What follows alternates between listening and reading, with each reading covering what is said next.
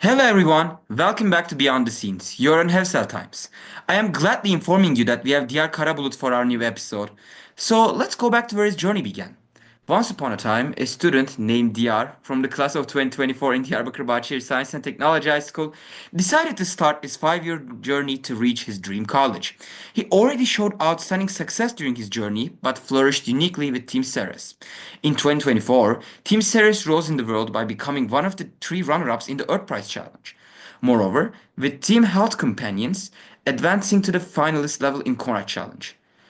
As a return for all this effort and achievements, he got accepted by the New York University, Abu Dhabi campus as a member of the class of 2028. Now we have a chance to know more about him from his perspective. Hi Diyar, how is life going in Abu Dhabi?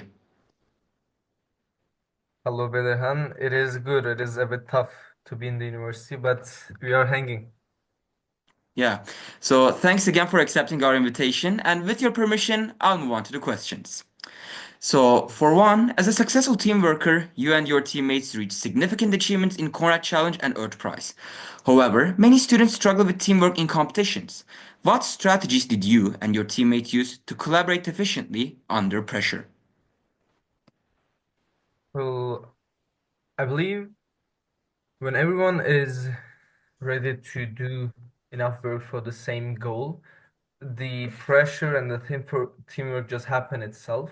You don't hold grudge to your teammates. You just do what you're supposed to do. If you want to achieve something with a team and you love your teammates, you're honest to them, and you're honest to yourself, then of course the teamwork is gonna happen eventually. And under the pressure thing, I'm not sure actually. That is something that you get used to over time because as you join more competitions, as you do more work to reach to the deadlines, then over time you kind of get used to the idea of always being under pressure, and that's becomes easier.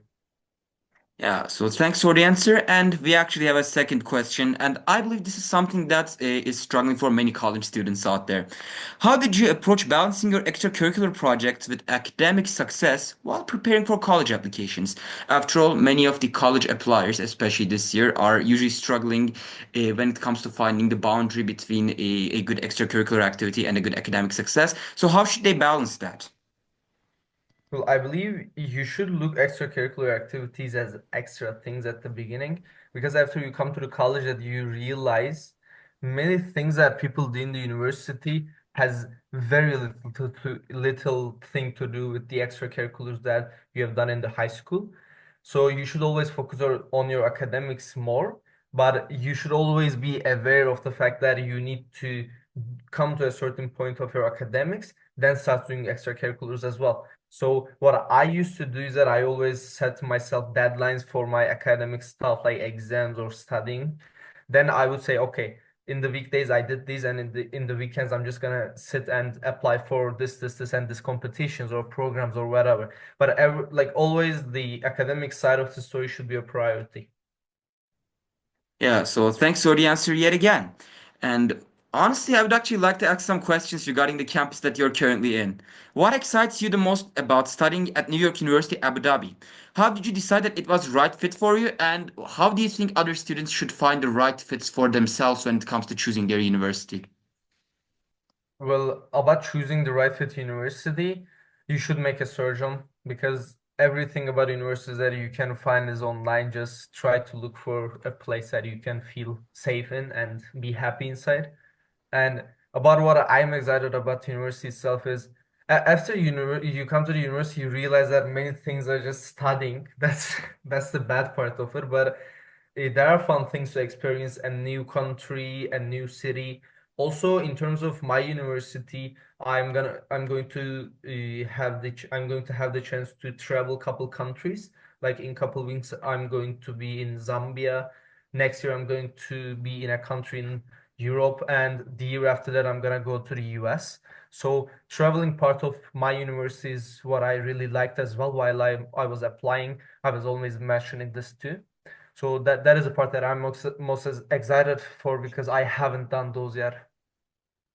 Yeah, so you actually talked about going to foreign countries and like meeting with new people, acquiring new experiences in those places. So, when it comes to other people searching for their universities a fit, and when you're in your current university, I mean, how do you think the experiences that you're planning to have in foreign countries impact your, let's say, impact your vision regarding your future in the university? Because I think this is a really interesting question in a way.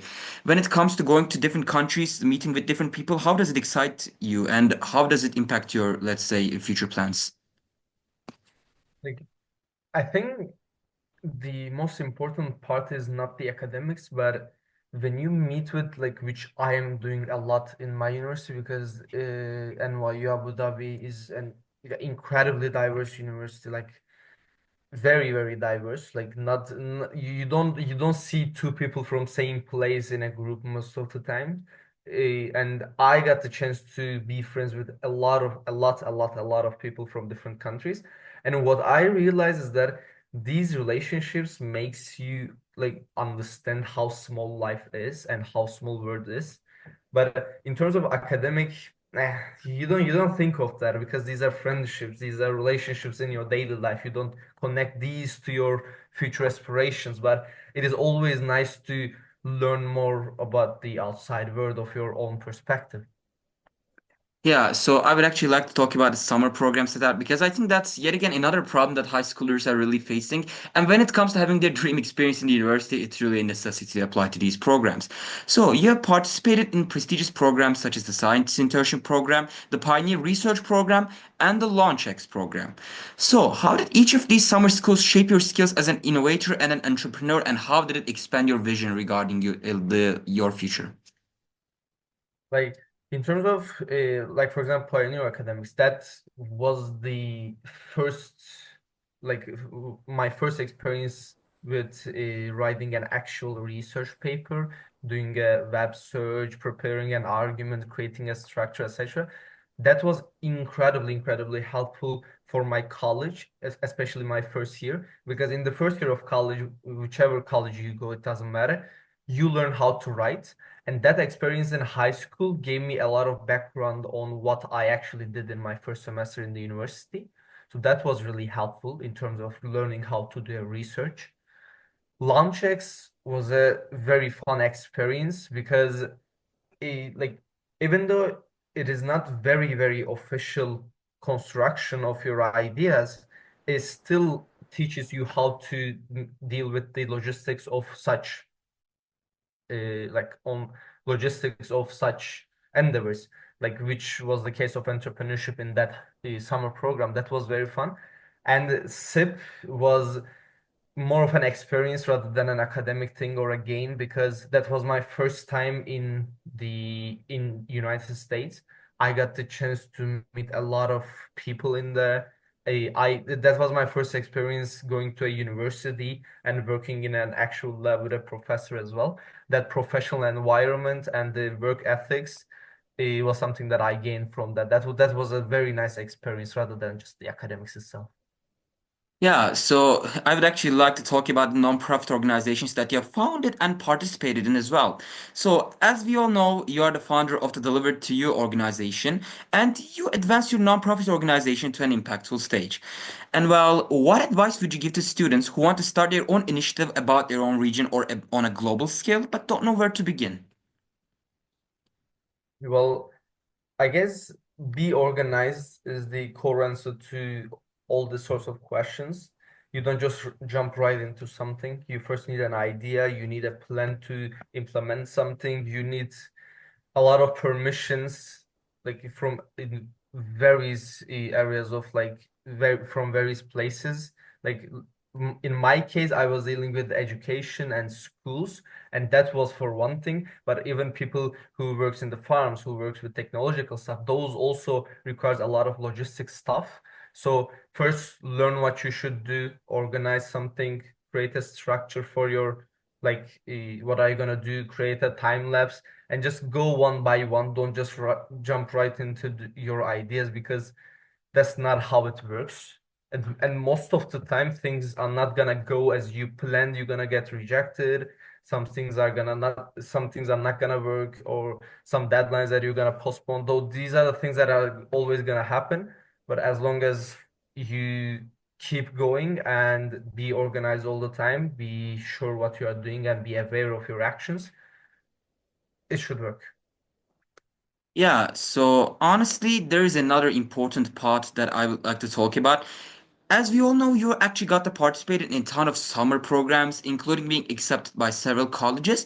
However, one of the most important parts of actually getting these acceptances and acquiring these opportunities is writing personal statements or essays for these applications. So, what was your process for crafting a compelling application essay for either summer programs or college essays?